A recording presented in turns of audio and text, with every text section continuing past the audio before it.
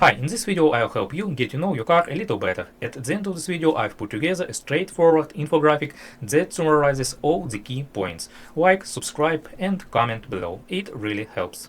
You know the feeling. You're just driving along, everything's fine, and then boom, a warning light pops up on your dash.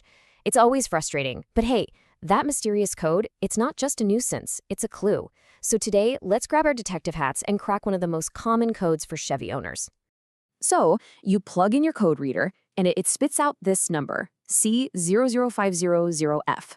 Now, this isn't just a random jumble of letters and numbers. Nope, it's a very, very specific message from your car's computer.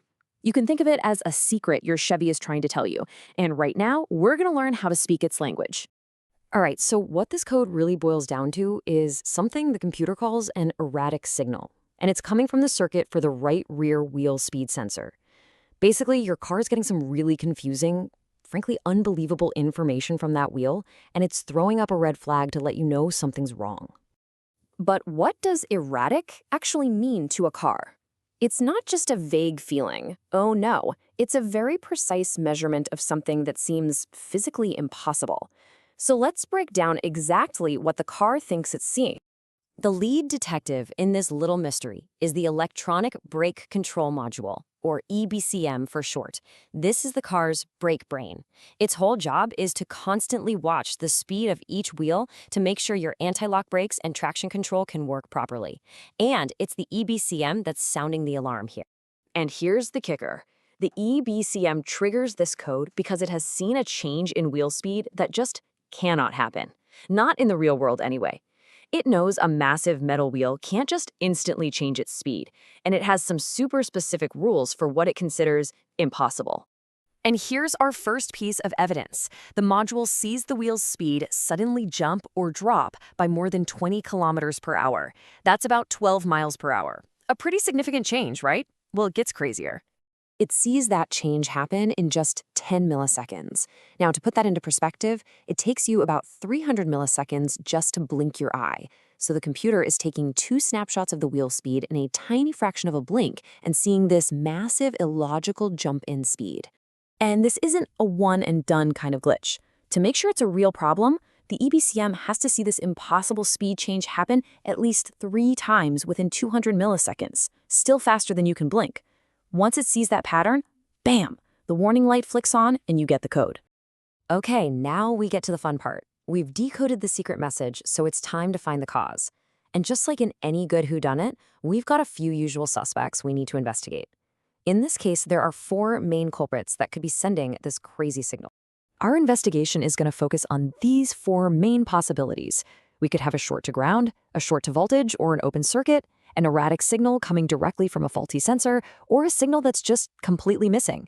Each one of these clues points us down a slightly different path to find the solution.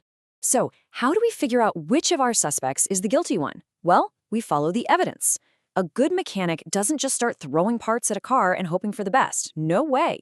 They follow a step-by-step process to rule things out. Let's walk through that checklist together. The absolute best place to start, and honestly the most common source of the problem, is with the physical wiring and its connectors. You can think of this as the car's nervous system. It's carrying those critical messages from the wheel sensor all the way back to the brake brain. And a lot of times the problem is a simple break in communication right here. So you're going to want to get a good look at the wiring harness that goes to that right rear wheel. Do you see any obvious cracks in the plastic coating?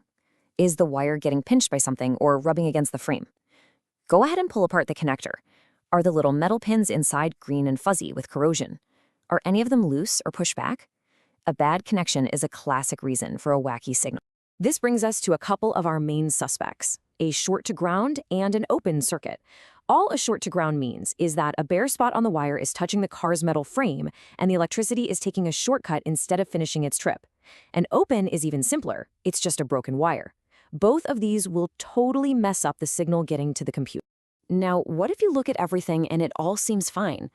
No obvious damage, no corrosion. Well, for those really sneaky hidden electrical problems, the next tool in your belt is a voltage drop test. It uses a multimeter to find tiny breaks or weak spots in the wire that you'd never be able to see with your eyes alone. Okay, let's say you've checked all the wiring, you've tested it, and you're confident the car's nervous system is in perfect health. At that point, all the evidence starts pointing in one direction, directly at our next suspect, the wheel speed sensor itself. Remember those 4 suspects? Well, 2 of them, an erratic signal and a completely missing signal, are almost always caused by a sensor that's starting to fail. The delicate electronics inside can just wear out over time, and when they do, they start sending out exactly the kind of impossible data that triggers this C0050 code. In that case, the solution is usually pretty straightforward. It's time to replace the sensor. So, after our thorough investigation, after decoding the message, lining up the suspects, and following the evidence, we can pretty confidently say, case closed. And listen, if you take away one thing from all this, let it be this. The key to solving this code, and really any code, isn't just about guessing. It's about being methodical. You start with the easiest and most common problem, the wiring, and you work your way from there. Following a process like this will save you a ton of time, money, and headaches. By following these steps, you can turn a really confusing warning light into a totally solvable puzzle. Your car is always giving you clues, you just have to know how to read them. So, with this case in the books, that just leaves one question. What's the next code you want us to crack?